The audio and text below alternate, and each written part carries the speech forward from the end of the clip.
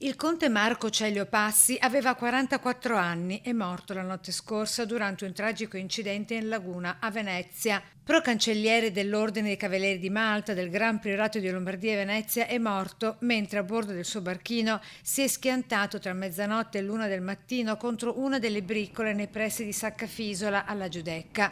Ferita in modo grave l'amica che era con lui, una donna francese di 42 anni che nonostante le lesioni riportate è riuscita a gridare aiuto richiamando l'attenzione di chi era nei suoi paraggi che poi a sua volta ha chiamato i soccorsi. I sanitari del SUAM 118 subito sul posto, con le operazioni di rianimazione cardiopolmonare, hanno cercato di rianimare più volte il 44enne, ma ogni tentativo è risultato vano.